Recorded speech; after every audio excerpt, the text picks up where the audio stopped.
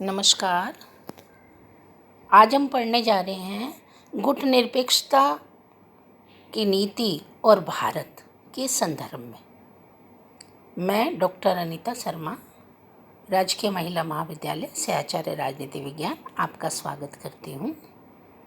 ये टॉपिक अपने आप में बहुत ही महत्वपूर्ण है, क्योंकि गुटनिरपेक्ष आंदोलन के जन्मदाता यानी कर्णधार भारत के प्रथम प्रधानमंत्री पंडित जवाहरलाल नेहरू की ये देन मानी जाती है।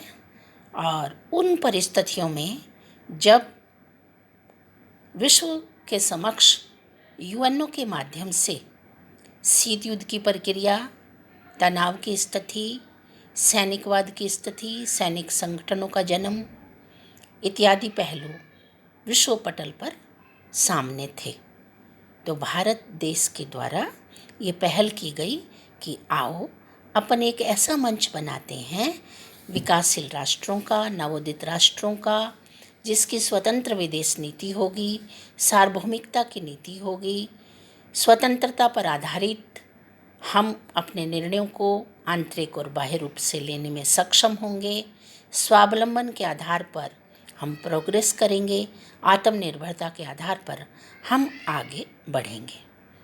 सबसे पहले इसकी स्थापना 1961 में बेलग्रेड में की गई और 25 सदस्य राष्ट्रों ने एट प्रेजेंट इसमें हिस्सा लिया था। ये अपने आप में बहुत महत्वपूर्ण और विकासशील देशों का एक ऐसा मंच सामने आया था उन परिस्थितियों में जब यूएनओ में महानतम शक्ति संपन्न देशों के द्वारा शीत युद्ध के माध्यम से, वैचारिक युद्ध के माध्यम से मनमान्यता का परिचय दिया जा रहा था।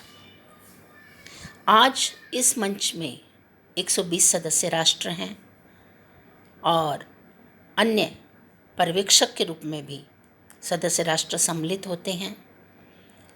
हम ये कहना चाहते हैं कि भारत देश, जिसे विकासशील देशों में अग्रणीय बिग ब्रदर के रूप में जाना जाता है, इतने वर्षों के पश्चात आज जिस रूप में भारत देश की स्थिति है वह जय जवान जय किसान जय विज्ञान यानी टेक्नोलॉजी के क्षेत्र में भी उसने बहुत अधिक प्रोग्रेस कर ली। स्थायी सदस्यता की मांग भारत देश के द्वारा निरंतर मांगी जा रही है। यूएनओ में 193 सदस्य राष्ट्र हैं, लेकिन उसमें 5 ही स्थायी सदस्य हैं।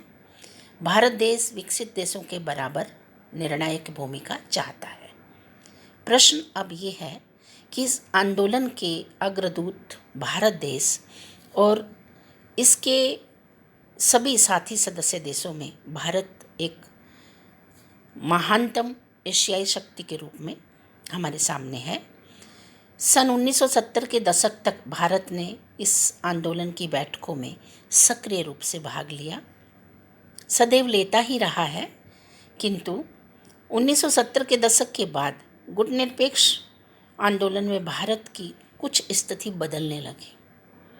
वो तत्कालीन परिस्थितियाँ थी, जैसे 1962 में भारत पर आक्रमण हुआ चाइना का और 65-71 में पाकिस्तान का, तो भारत देश को एक महानतम शक्ति का साथ पकड़ना पड़ा, उसके साथ संधि करनी पड़ी, वो है सोवियत संघ।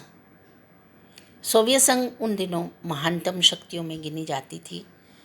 तो सदस्य राष्ट्रों के सामने एक भ्रम पैदा हो गया कि गुटनिरपेक्ष नीति तो कहती है कि हम किसी गुट में शामिल नहीं होंगे, लेकिन भारत देश ने एक शक्तिशाली संपन्न राष्ट्र का मैत्री संबंध स्थापित कर लिया, लेकिन ये कूटनीतिज्ञता का परिचय था। अंततः इससे गुटनिरपेक्ष आंदोलन की स्थिति कुछ कमज़ोर होने लगी। अधिकांश छोटे देश या तो अमेरिका की ओर या सोवियत संघ की ओर अग्रसर होने लगे। यानी सदस्य राष्ट्रों ने भी सोच लिया था कि यूएनओ में अगर प्रवेश करना है तो महानतम शक्तियों से पूछना पड़ेगा, यदि समस्याओं का समाधान करवाना है तो महानतम शक्तियों के पास जाना पड़ेगा।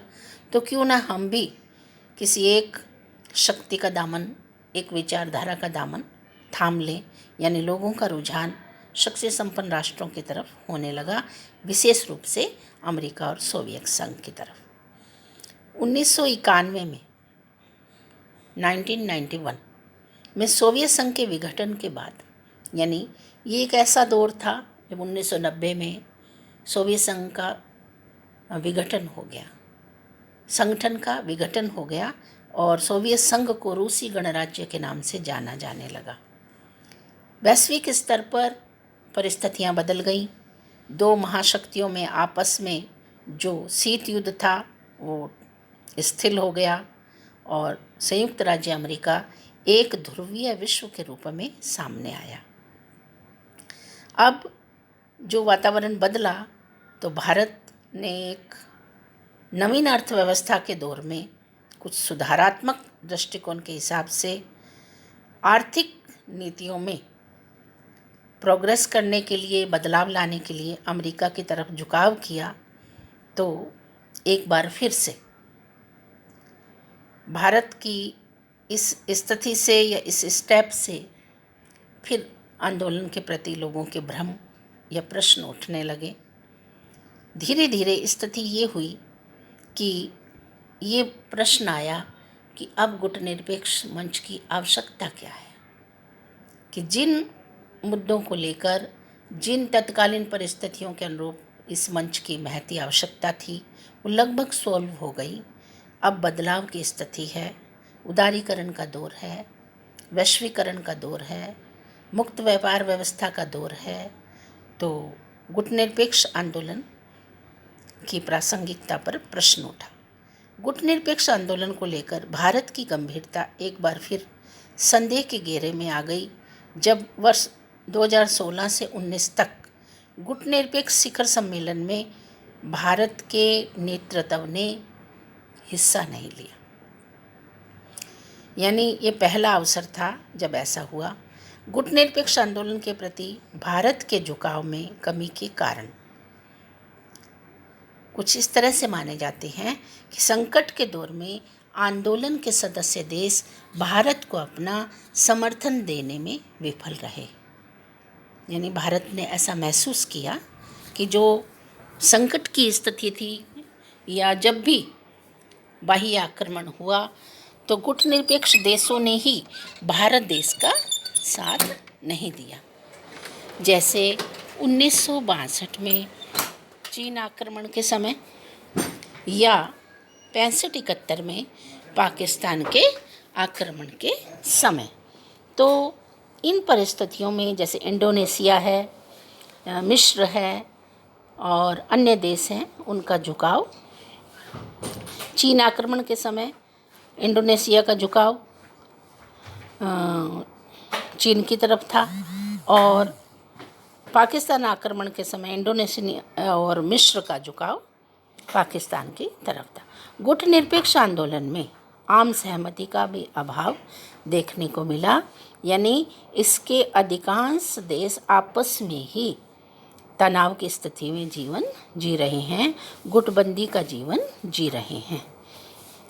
थोड़ा सा परिवर्तन ये भी देखने को आया कि समय और परिस्थितियों ने भारत देश जो सदैव निरस्त्रीकरण की बात करता था, अस्त्र शस्त्र की होड़ को कम करने की बात करता था, वही भारत देश को विश्व के देशों ने परमाणु शक्ति संपन्न राष्ट्र बनने के लिए भी विवश कर दिया। यानी आज भारत देश के पास परमाणु शक्ति या पर्याप्त मात्रा में है। तो गुटनिरपेक्ष आंदोलन के जो प्राथमिक उद्देश्य थे, यानी जब बना था ये मंच, तब इसमें मुख्य बिंदुओं में था निरस्त्रीकरण होना चाहिए।